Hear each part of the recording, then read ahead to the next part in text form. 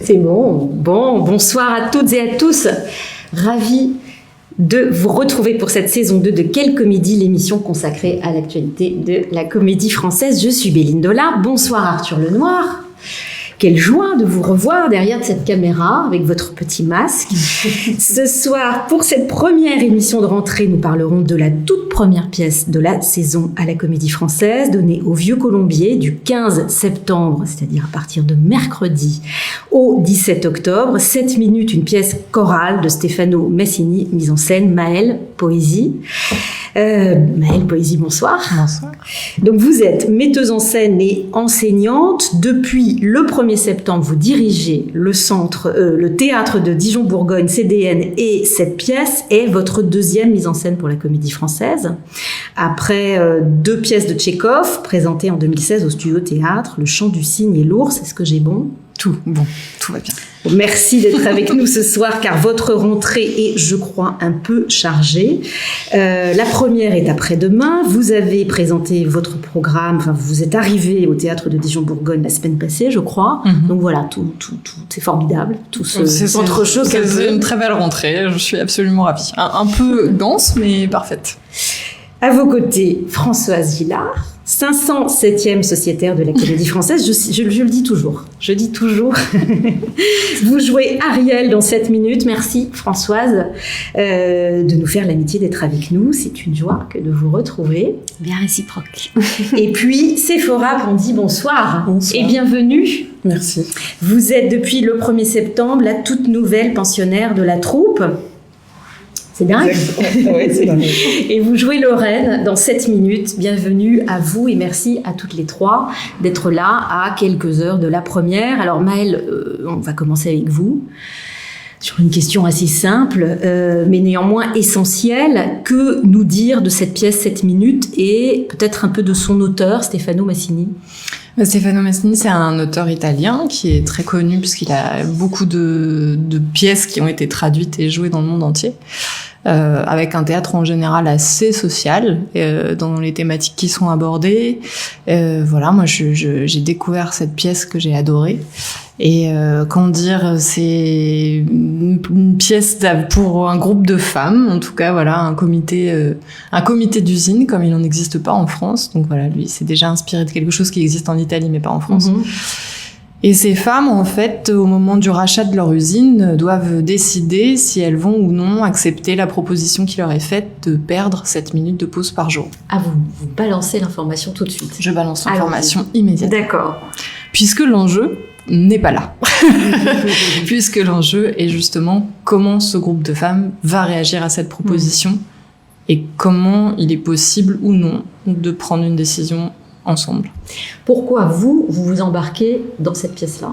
Parce que j'imagine que quand on part sur un projet, quel qu'il soit, avec la Comédie Française ou avec une autre troupe, un autre théâtre, c'est qu'il y a sinon une urgence, il y a quand même une évidence sur le texte, sur l'intention du texte. Je trouve que la pièce, elle couvre beaucoup de sujets qui me sont très chers, mais il y a quand même l'idée de comment on fait un choix quand il y a la question de choisir l'individu ou choisir le collectif, comment on fait collectif. Et finalement, c'est aussi une pièce sur la pensée qui circule entre toutes ces femmes, la confrontation de la pensée et comment finalement arriver à ce que le public puisse se faire une idée, une opinion en les écoutant, en les suivant et dans leur traversée et dans un temps qui est commun entre ce qu'elles jouent au plateau, ce qu'elles échangent au plateau et ce que le public peut percevoir de ce débat-là. Et je trouvais que c'était... En dehors de ça, c'est aussi un groupe de femmes absolument magnifiques sur le plateau, avec des âges et des personnalités et des parcours complètement différents. Vous parlez des personnages ou vous parlez des actrices ? Les deux.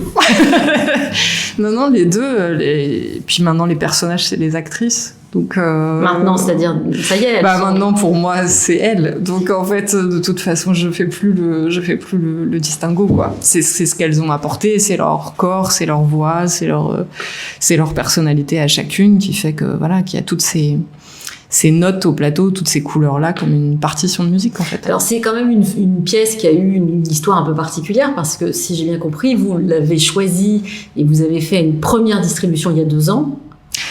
Oui. Et puis, que Que s'est-il passé, Maëlle, vous aussi? Oui, c'est un projet très ancien. Non, mais déjà, j'étais ravie parce que après l'expérience des Tchekhov, Eric m'a fait Eric Ruff, l'administrateur général de la Comédie Française. Voilà, la confiance de me réinviter pour travailler avec la troupe.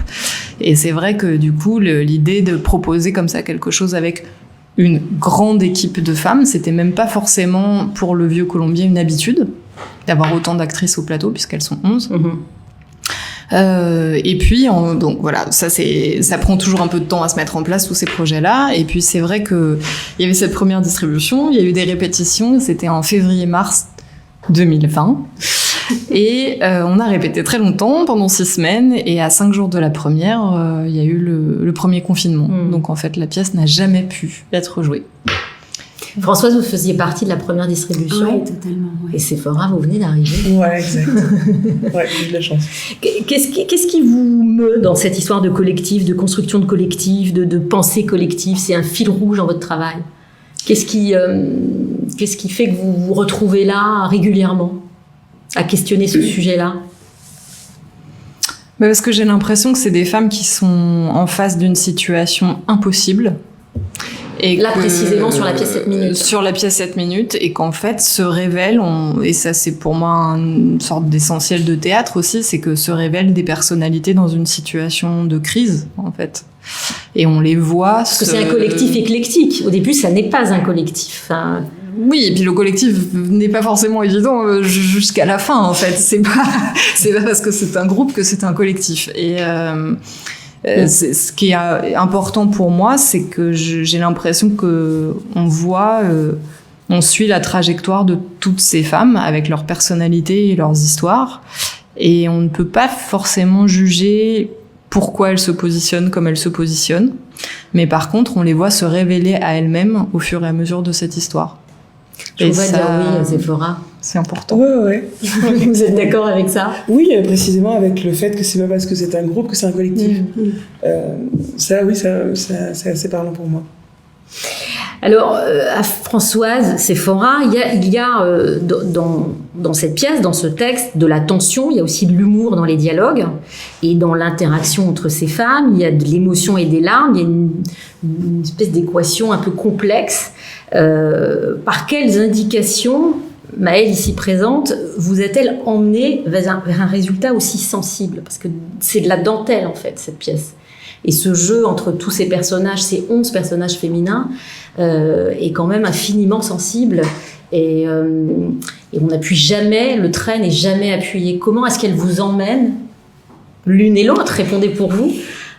Sinon pour le collectif, vers ça. On avait beaucoup travaillé. Comment vous travaillez? Voilà, au moment où on a été confinés, et c'était assez rare la manière dont elle nous a proposé de travailler. Déjà, elle nous a totalement immergés dans la vie d'une usine, parce qu'elle-même avait fait beaucoup d'interviews avec des ouvrières, qu'elle nous a fait écouter, elle nous a fait voir des films, des documentaires.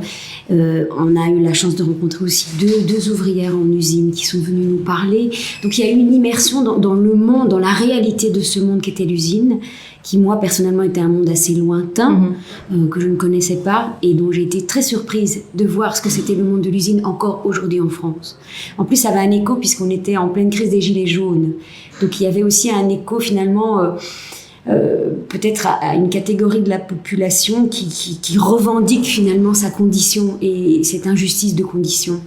Donc elle nous a totalement immergés là-dedans, et elle a fait naître en nous, par des improvisations, par un travail vraiment fouillé sur la personnalité du personnage qu'on allait incarner, sur l'interaction qu'on avait les unes avec les autres, sur vraiment le sujet, mais de manière concrète, réaliste et pas théâtrale. Ça, n'écoute pas. C'est la grande force de Maëlle, c'est on est dans une réalité qui fait que c'est du théâtre, et en même temps c'est au-delà du théâtre. Et ce travail documentaire, Maëlle, vous le faites à chaque fois? Oui, maintenant oui. C'est vraiment des étapes que je trouve absolument essentielles, et là encore plus, parce que j'allais être face à un groupe, on n'avait pas du tout les mêmes... Je pense qu'il y avait une sensibilité commune pour la question de la justice, qui est dans la pièce... la pièce a un des thèmes centraux, c'est la question de la justice quand même. Mais je pense qu'on n'avait pas forcément le même imaginaire en démarrant les répétitions. Et du coup, mais parce que c'est ce que dit Françoise, en fait, chacun vient avec sa réalité, sa vie, son parcours, donc la connaissance, ou non de ce milieu. Et du coup, je trouvais ça absolument essentiel qu'on ne les trahisse pas et que on porte, voilà, on a la chance d'être au théâtre et de pouvoir porter leur voix. Mais pour moi, on porte leur voix.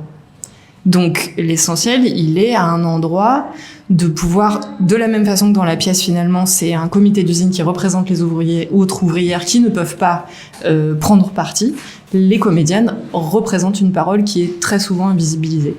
C'est une responsabilité importante. Est-ce que c'est la place du théâtre ? C'est une vraie question ? Oui. Enfin, moi, je trouve qu'à partir du moment où on peut élever le débat en utilisant notre art, qu'on ouvre à la pensée et au débat et qu'on élève et qu'on met finalement le spot sur quelque chose dont on ne parle pas ou qu'on... Voilà, une manière, je trouve que ça a un vrai sens pour moi. Voilà. Sephora, vous avez eu un petit peu moins de temps pour... Oui, mais vous verriez, elles se sont mises là-dedans. Mais... Et votre expérience est différente et vous avez fait ce travail documentaire aussi avec Maëlle ? Alors, il se trouve que pour les nouvelles, on a eu à disposition du coup tous les liens que vous aviez déjà eu auparavant, à savoir les liens YouTube, les podcasts, les audios des femmes qui avaient pris la parole, tout ça. Donc on a eu vraiment un gros corpus mis à disposition assez vite. Après, c'est vrai que, étant donné le temps qui nous restait, l'approche a été... Combien de temps vous avez eu, vous ? Alors, on a eu 5 jours de répète en juillet, c'est ça, et on s'est retrouvés le 1er. Ouais, ça fait un petit peu moins de 20 jours, quoi. Oui, c'est ça, un petit peu moins de 20 jours de reprise. Exact. Est-ce que c'est vertigineux ? Là, vous avez l'air... Là, vous êtes prête ? Oui. Non, mais oui, c'est vraiment insupportable de dire oui. Bah oui. Oui, non, je suis assez calme. Mais c'est parce que, et c'est là où j'allais aller, c'est parce que dans la manière de travailler de Maëlle, c'était assez rassurant parce que j'étais très, comment je pourrais dire, j'étais très prise en charge. Tout est, en fait, voilà. Ce qui, je crois, a bien fonctionné, c'est que je trouve que Maëlle passe toujours par le détail. C'est-à-dire qu'il n'y a pas d'à peu près. Chaque réplique doit être vraiment intelligible, incarnée. Il n'y a pas de choses qu'on joue en gros. Et finalement, comment on peut être précise comme ça avec 11 personnes? Comment ça se passe? Mais c'est comme un ballet. Bah, en fait, c'est comme un ballet. Moi, souvent, je pense que Maëlle, elle a aussi une formation de danseuse et ça se sent. C'est-à-dire, elle sent les corps sur un plateau à 11 et elle a le sens de un corps qui bouge en déplace un autre. Et c'est comme un ballet. Hein. Je sais pas si tu ressens ça, mais on a l'impression que vraiment c'est une mécanique. D'ailleurs, c'est un spectacle qui est épuisant par l'écoute que ça représente des 10 autres partenaires. Et de les sentir et d'être tout le temps à l'écoute de comment ça se répond, comment... Les corps et le décor, mais sont très importants. Il y a quand même pas mal de personnages qui n'ont pas énormément de texte. Vous avez une assise un peu instable, enfin, il n'y a pas énormément d'endroits où s'asseoir, vous êtes debout, ça attend, il y a le jeu avec le temps, enfin, il y a les 7 minutes qui est le temps court, et puis il y a le temps d'attente, le temps de discussion, le temps que les unes et les autres ont passé dans cette usine, les jeunes, les vieilles, etc. Il y a tout ça, c'est effectivement, ça s'orchestre comme un ballet, mais précisément aller donner de la confiance et des détails à chacune de ces 11 actrices, ça nécessite une dextérité et une vision très précise de ce que vous voulez. Pour rebondir sur... Oui. Non. C'est pas une critique. C'est un boulot. Tu as fait preuve de dextérité. Non. Il n'y a pas du tout d'exemple. Non, pour répondre exactement à ce que disent Sephora et Françoise, je pense qu'il y a 2 aspects qui se mélangent très fort. Il y a à la fois l'architecture des corps dans l'espace, c'est-à-dire que c'est un décor unique dans lequel on est plongé en tant que spectateur. Mais pour moi... Est-ce qu'on peut dire quel est le dispositif ? Oui, alors c'est un bifrontal. L'idée avec Hélène Jourdan et Mathilde Chameau qui font les lumières et la scénographie, on était allé visiter une usine et ensemble on s'est mis d'accord sur l'idée qu'en fait on ne voulait pas que ce soit un lieu dans lequel il y avait une possibilité d'être facilement ensemble dans un échange de paroles, etc. C'était important que ce soit les lieux de pause dans les usines ne sont pas des lieux confortables forcément. Et il n'y a pas vraiment le droit à l'intimité de la parole. Parce que c'est organisé pour qu'en fait, cette parole-là, elle n'ait pas lieu, en tout cas, à l'intérieur de l'usine. Donc, l'idée pour nous, c'était que elles sont dans ce lieu de stockage, qui est un lieu de passage, qui est un lieu de pause, de petite pause, mais c'est pas fait pour attendre 3 heures, encore moins pour discuter pendant 1h30. Et du coup, leur parole, elle est aussi, et leur corps, c'est inconfortable. C'est inconfortable de se parler là, c'est inconfortable d'attendre ici, et possiblement elles peuvent être interrompues à n'importe quel moment. Et l'idée, c'était vraiment de plonger les spectateurs dans la cocotte minute du spectacle, et du coup, avec un dispositif bifrontal, et avec aussi l'idée que les lumières donnaient en fait la sensation que toute la salle du théâtre devenait usine, et que du coup, les néons, voilà, les fluos qu'il y a sur tout le plafond. C'est pas très confortable, ça, comme lumière. Permettent en fait aux spectateurs d'être complètement intégrés et le plus possible de vivre avec les filles qui sont sur le plateau et du coup de pouvoir faire ce débat. Et que ça ne reste pas, et ça c'était une vraie volonté de ma part, que ce ne soit pas quelque chose de lointain, voilà, ce qu'un dispositif frontal aurait permis, c'est-à-dire comme un écran, et puis en fait finalement ça ne nous concerne pas, ça se passe là, quoi. Donc là l'idée c'est vraiment que les spectateurs ils sont plongés avec les filles dans cette situation impossible, et du coup qu'ils la vivent ou qu'ils respirent quasiment avec elles, quoi. Et ça change la physionomie du théâtre. Ça change le lieu, ça change même l'écoute, je pense aussi, parce que du coup on rentre dans ce lieu-là en sachant pas très bien où on est, et du coup ça change même le confort qu'on peut avoir d'être dans ce lieu habituellement. Donc tout ça c'est fait exprès. Et après, par rapport au corps dans l'espace, pour moi c'est ce que disait Françoise, c'est que c'est très important que physiquement ce soit extrêmement précis ce qui se joue pour elle, et que je pense que tous les mouvements de la pièce racontent des mouvements inconscients du collectif. Et du coup, en fait, les rapports de corps, de distance, d'être proche, loin, de bouger à certains moments parce que, en fait, on a entendu cette phrase-là, ou cette pensée-là vient d'être développée, racontent tout autant que les moments où elle parle.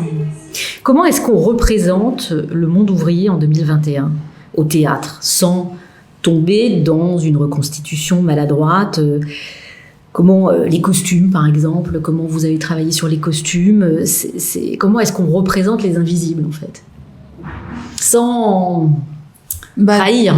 Déjà, justement, quelles questions parce vous avez posées ? Il y a eu des rencontres, des interviews, on est parti aussi dans différentes usines, rencontrer les femmes. Donc en fait aussi, on s'est inspiré de silhouettes ou de sensations qu'on a pu avoir par ces rencontres, à travers ces rencontres, avec Camille Valla qui fait les costumes de la pièce.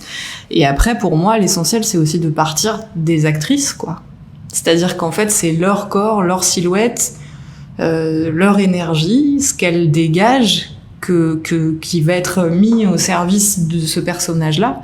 Et donc, par exemple, sur cette question de reprise de rôle, c'est une évidence qu'on ne peut pas prendre un costume de l'une et le mettre à l'autre. En fait, vous êtes parti avec une distribution qui a changé parce qu'il y a eu 2 ans entre le moment où ça a commencé, le moment où vous jouez enfin la première. Donc il a fallu revoir les costumes de certaines personnes, de certains rôles. Voilà, il y a des rôles qui ont changé, on a accueilli des nouvelles personnes. C'est parce qu'elles étaient sur autre chose et qu'elles étaient plus libres pour se débarrasser. Oui, c'est ça, pas du tout. Non, c'est qu'elles étaient sur autre chose. Oui, c'est ça, on n'a pas expliqué, c'est vrai. Mais c'est important. On n'a pas expliqué que par le jeu, le Tetris des distributions de spectacles arrivants, vous n'avez pas pu garder la distribution originelle et il a fallu... faire autrement et autrement est très bien. Françoise, et en même temps, elles sont encore là, les autres camarades, parce qu'on crée. Elles ont vu les filages ou pas? Non, du tout. Mais elles sont là parce que ce qui est beau quand des actrices comme ça remplacent, elles ont l'humilité au départ d'accepter de mettre les pantoufles de celles qui avaient entre guillemets prémâché le travail. Et quand elles ont mis les pantoufles, elles peuvent subitement dire je vais mettre.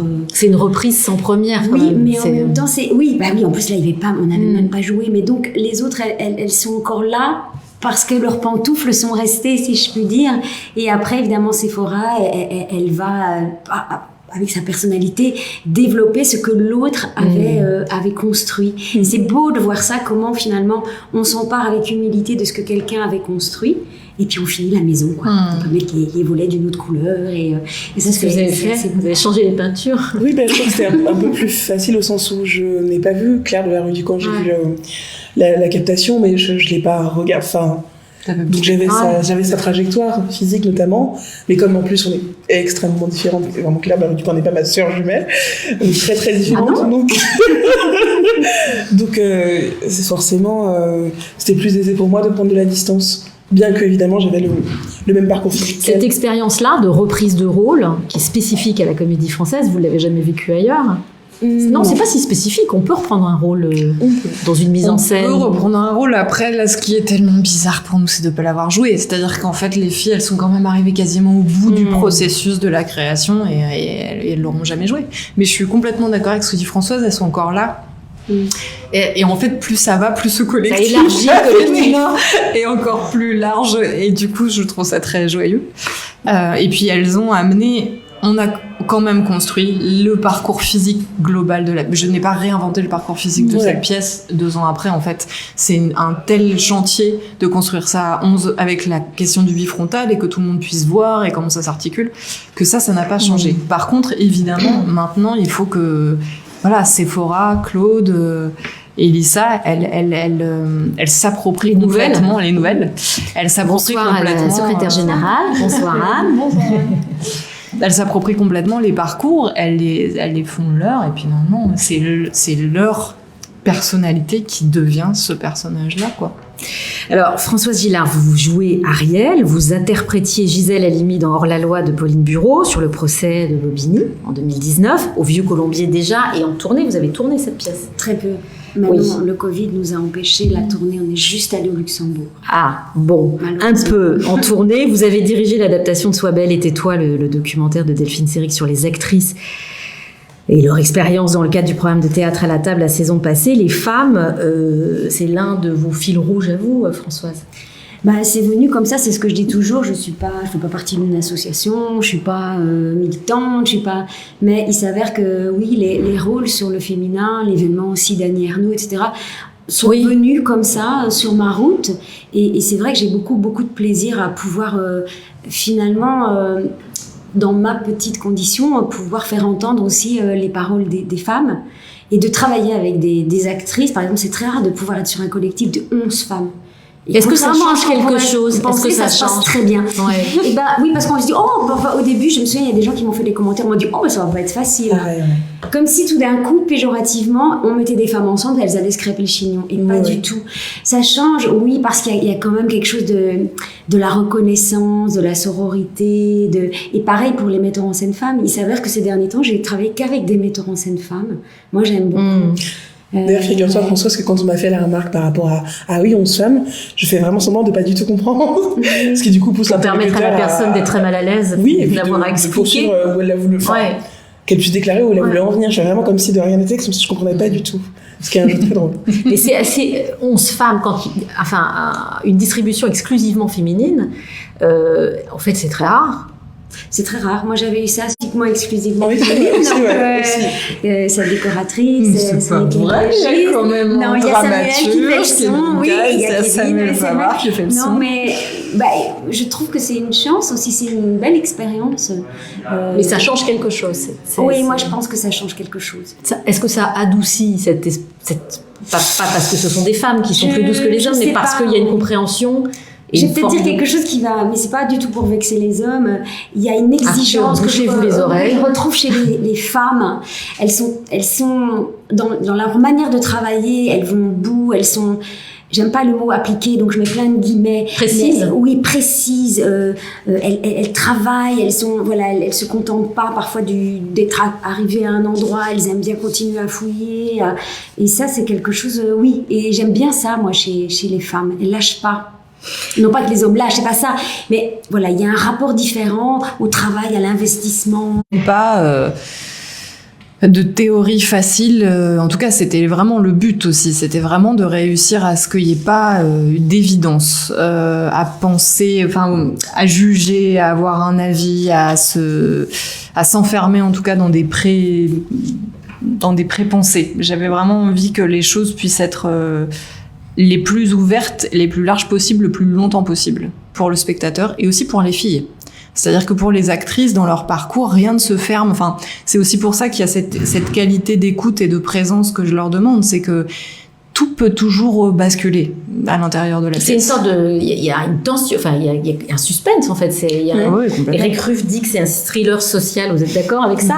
On ne sait pas comment ça va se terminer. On ne sait pas, mais complètement. On ne sait pas comment ça va se terminer. Elles ne le savent pas non plus. Et je pense qu'en fait, c'est aussi cette attention, cette écoute permanente pour savoir à quel moment... Et on parlait aussi tout à l'heure de la direction d'acteurs, mais pour les filles, il y a aussi ce travail en amont de parfois, elles mettent très longtemps à parler, mais la parole, elle arrive parce qu'en fait, elle évoque et elle est en écho de quelque chose qui s'est passé 5 pages avant. Donc en fait, leur parcours de pensée, il est extrêmement précis aussi. Et du coup, leurs paroles, leurs actions sont toujours nourries d'un chemin... D'où cette précision aussi sur les corps et sur les déplacements, etc. Parce que...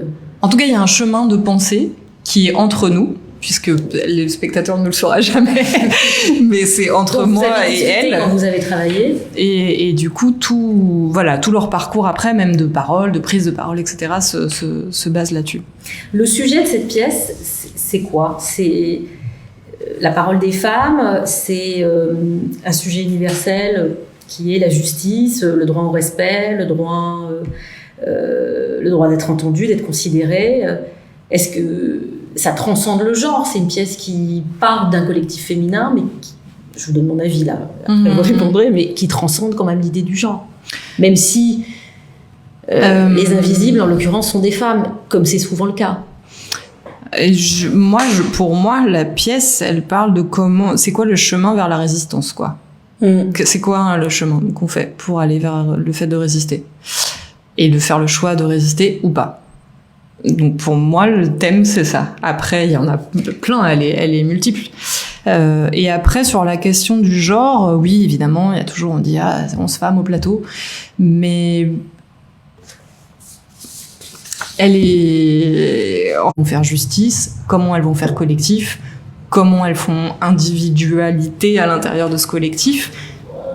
Donc voilà, pour moi la question se pose pas en termes de c'est des thématiques de femmes, mais pas du tout quoi. Non, parce que ça aurait pu être des ouvriers. Je pense que la condition des ouvriers, que ce soit hommes ou femmes, elle est aussi difficile et je pense que pour des hommes, ça aurait pu très bien être 11 hommes. Ouais. Tout à l'heure, vous disiez, Françoise, que quand vous avez commencé à répéter il y a 2 ans, on était dans un contexte de gilets jaunes. 2 ans après, on est passé par le confinement et la pandémie. Et la mise en visibilité même rapide d'une classe populaire qui n'est plus qu'une classe ouvrière, qui induit, et la classe ouvrière et des gens, les métiers du soin, de l'approvisionnement, etc., qui à un moment donné a été rendu visible. On s'est intéressé à ces gens et puis tout d'un coup, ils sont de nouveau passés du côté des invisibles. On en parle un peu moins des caissières héroïnes des temps modernes. Vous trouvez que ça résonne avec cette époque-là, différemment d'il y a 2 ans? Moi, je pense que c'est aussi la force des grandes pièces, c'est que des grands textes. Ouais, des grands textes. C'est-à-dire que on aurait dû le jouer juste après le débat sur les retraites, au moment des gilets jaunes, après un moment de grève qui était colossal. Et je pense que ça aurait fait écho à plein de choses qui étaient en train de se passer. Et maintenant, finalement, on peut le revoir avec la lecture qu'on a après le Covid, après la crise.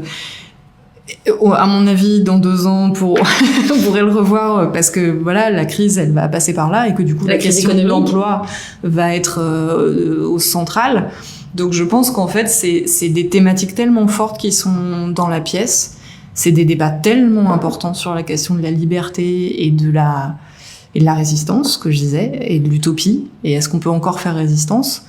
Que je pense que elle a encore un bon parcours devant elle. On parlait de ces transcriptions et de vos échanges avec ces femmes ouvrières, moi, j'ai eu accès à quelques transcriptions qui étaient dans le dossier de préparation de la pièce. On perçoit parfois leur difficulté à s'exprimer de façon très claire.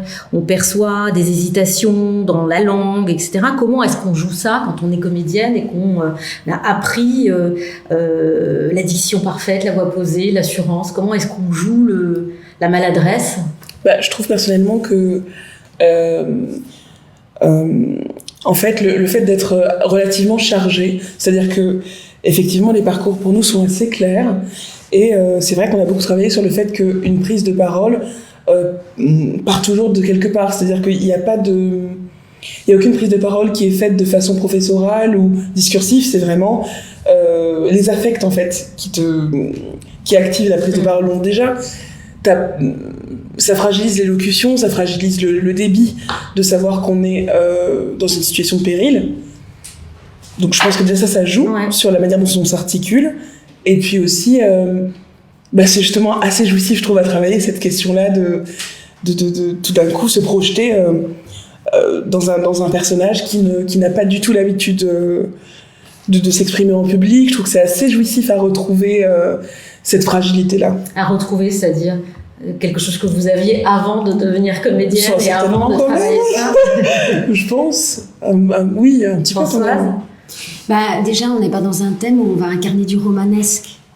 C'est-à-dire, là, c'est une réalité, c'est quelque chose de concret. Donc, moi, j'ai toujours peur, quand on aborde le concret, de le dénaturer, de ne pas rendre justice à la personne qu'on va incarner.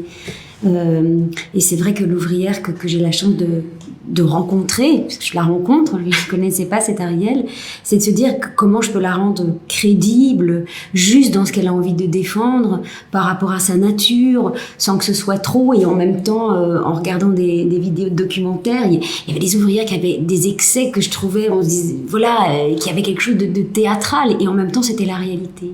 Donc on doit toujours... Votre personnage, il est tout en tension. C'est le sentiment qu'il ne veut pas donner son avis, mais elle est quand même dans un représentant du personnel. Et oui, donc elle lâche pas, elle reste sur un point et elle ne veut pas. À un moment donné, on se demande si elle. Parce qu'à un moment donné, elles se remettent toutes en question. Elles traversent. Il y a un moment traversé, quoi. Voilà, qui est. Où on doute, on se dit, et si j'avais tort? Et puis subitement, non, on repense à une réalité qui fait qu'on se dit, non, je dois rester sur ma position. Et donc, comment on travaille ça, quand on est comédienne, cette forme de retour à une parole malhabile, cette invisibilité, et puis tout d'un coup cette hypervisibilité, cette tension-là, comment... Ça, c'est Maëlle qui nous l'a apporté aussi, parce que c'est vrai que si on avait lu la pièce en disant, alors maintenant c'est ma réplique, j'écoute ma partenaire qui dit sa réplique, elle a aussi créé un ensemble, elle a habillé ce texte avec des réactions qui seraient liées à du quotidien. On est...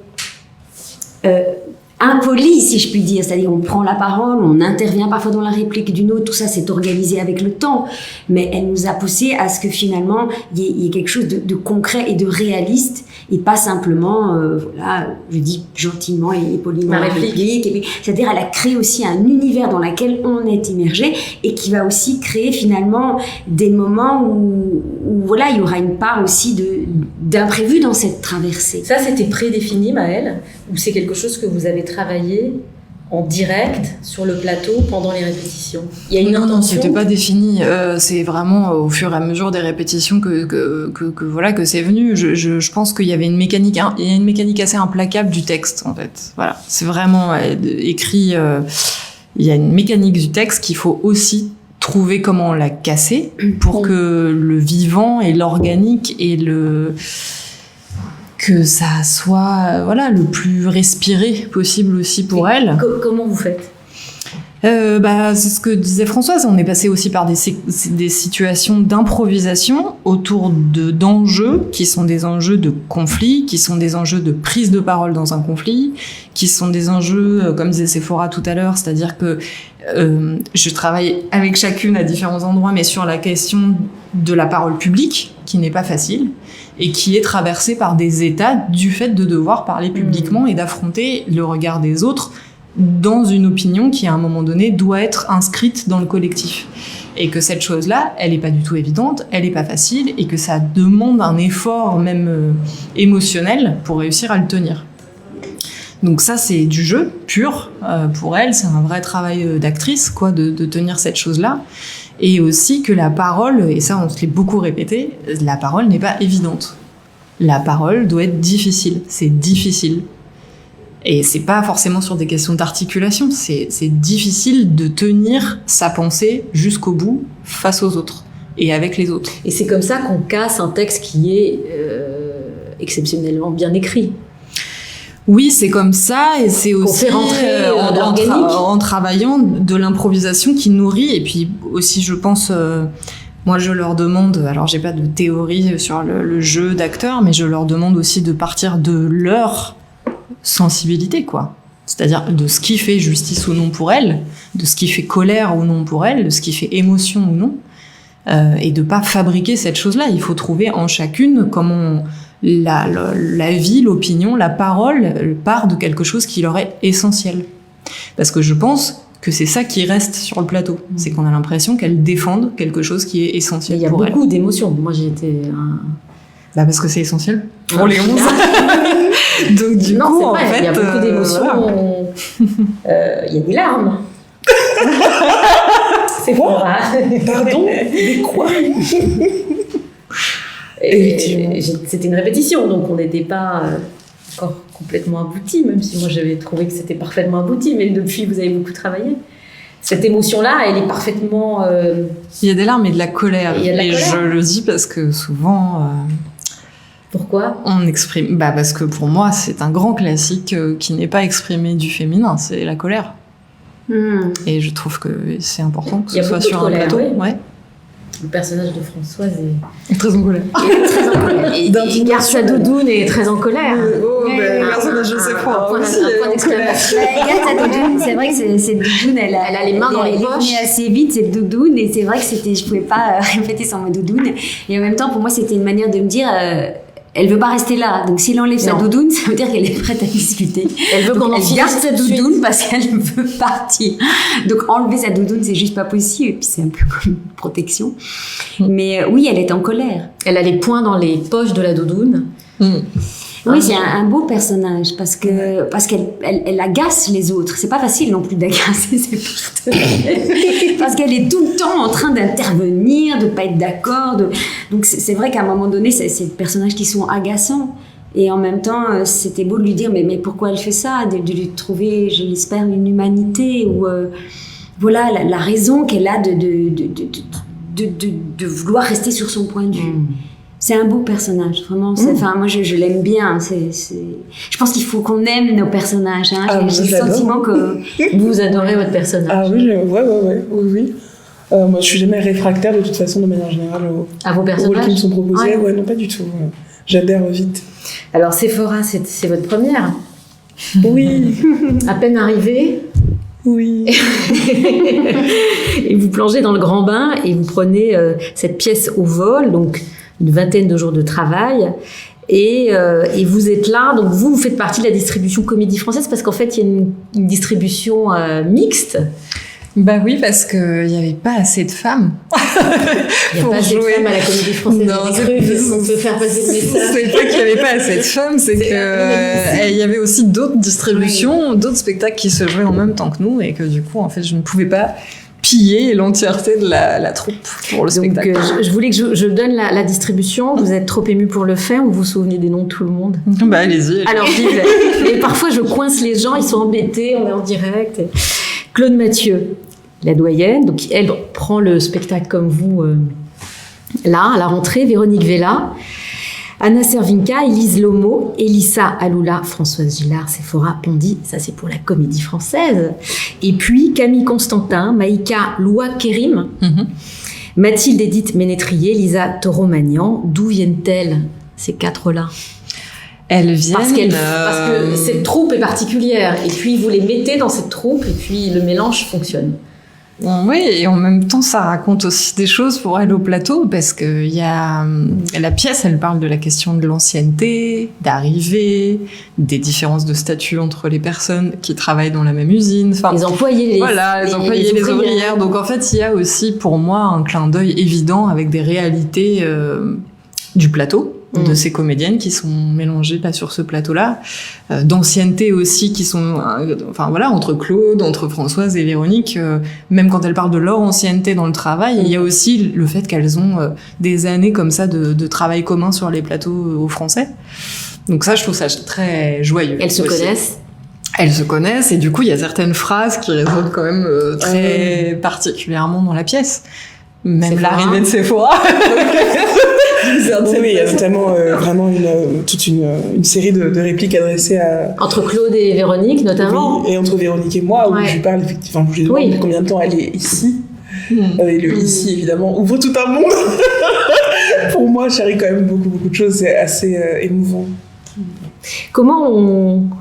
Enfin, c'est frais, donc à mon avis, vous ne pourrez pas me répondre, mais comment est-ce qu'on trouve sa place dans cet écosystème Sephora Pondy? Je parlais de la troupe, avec son histoire, cette histoire-là, et cette puissance collective. Parce que c'est quand même un monde à part, cette troupe, Françoise. Je laisse Sephora répondre. Ça va être très bref, parce que déjà parce que j'ai pas rencontré tout le monde, là. Mais déjà par le travail, en étant, je crois, en essayant d'être plutôt à la hauteur de ce qui m'est proposé, de l'enjeu. Je trouve que c'est important d'en avoir conscience et d'y répondre plutôt scrupuleusement, d'une part. Et puis d'autre part, je pense que c'est une question de feeling, c'est-à-dire que lorsque j'ai eu le sentiment d'être face à des personnes qui ont un tempérament plus jovial ou qui sont plus enclins à être immédiatement dans la sympathie, dans la connivence, j'y vais à fond. Et puis, quand je sens qu'il faut plus de temps, je reste à ma place. Vous regardez. Voilà, c'est ça. Vous en avez vu arriver, les jeunes pensionnaires. Vous avez été vous-même jeune pensionnaire. Cette troupe, ça prend comment, en fait? Parce que moi, j'ai eu affaire à des jeunes pensionnaires qui sont arrivés quasiment au moment du confinement. Et en fait, comment est-ce qu'on fait connaissance? C'est en travaillant? C'est comme ça? Je pense que, évidemment, on peut toujours se croiser à la cafétéria ou dans les couloirs, mais on aura toujours cette pudeur de ne pas vraiment se connaître. Et je crois qu'on se connaît vraiment quand on goûte au plateau ensemble. Moi, je pense que ça se passe vraiment sur un plateau, et c'est là qu'on peut vraiment rencontrer qui est l'autre. Sinon, on reste un peu, on tourne autour. Oui, on se rencontre pas vraiment, et en plus ici, on n'a pas le temps. On n'a pas forcément le temps d'aller boire des cafés ensemble. Enfin, je veux dire, quand on ne se connaît pas, on sait que c'est vraiment un projet qui va nous réunir et nous faire nous connaître. Et ce qui est bien, c'est que quand on se connaît, on va se retrouver.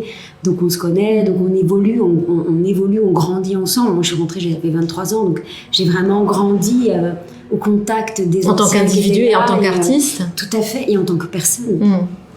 Et en tant que personne. Et ce qui est beau, c'est que quand on accueille des personnalités qui viennent avec leur univers, c'est magnifique de les accueillir et de se dire, qu'est-ce qu'on va pouvoir partager ensemble? Parce qu'elles arrivent avec leur monde, et puis nous, on a le nôtre ici. Comment on peut le partager? Comment on peut se rencontrer et partager? Voilà. Parce qu'ici, c'est une maison, elle a des codes, mais je pense que tous les acteurs ici sont ouverts à découvrir autre chose, à rencontrer autre chose. On a la chance d'avoir des metteurs en scène qui viennent de l'extérieur, donc qui amènent un univers. Et je trouve que c'est ça qui est beau, c'est de continuer à apprendre ensemble. Et c'est pas parce qu'ils arrivent... ils ont autant à nous apprendre. C'est vraiment une chose d'échange. Mais poésie, si je peux me permettre, par rapport à la question de faire connaissance à travers le travail, là, en l'occurrence, je trouve que pour cette pièce-là, il y a... c'est pour moi, en tout cas, une mise à nu qui est quand même assez importante. C'est un livre. Là, on n'est pas sur un petit rôle de valet. On n'a pas eu le temps de faire connaissance. On n'a pas eu le temps de faire connaissance. On va pas tout raconter, mais effectivement, c'est une mise à nu immédiate.